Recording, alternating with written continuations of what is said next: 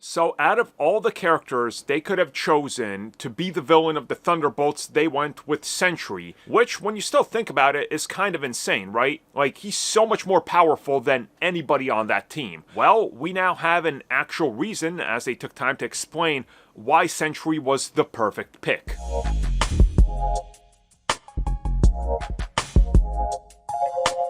So this comes at us from the director of the film, who spoke with Screen Rant about why specifically Sentry was the best and most obvious choice for the Thunderbolts. Now, obviously, some people still disagree with that, and yeah, that's fine. It's a valid opinion and criticism. I get it. Everybody has them.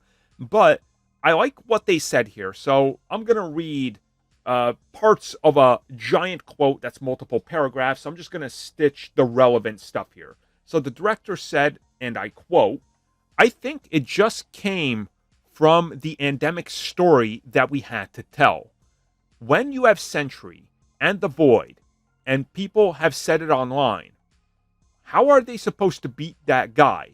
We knew it's always going to have to be the internal version.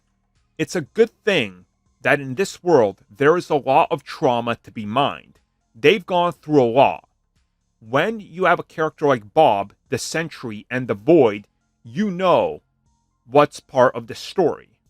And that there's a rich character. We talked to Paul Jenkins, who created it, and it was always meant to be a metaphor for mental health." End quote. So again, I did take just a couple things from various different, breakdowns of why, and put them in here to simplify it, and quoted it right there. And you kind of see what they're saying. They were never going to give us the Sentry that's the most powerful thing you could imagine when he shows up in a Marvel comic. You're like, oh my god, what do they do with this dude? And then they have to write him out of things because he's so powerful. They were going to do what you need to do to make the character work in the confines of the project that you're telling, right? In the story that you're telling. And this is how it's always been.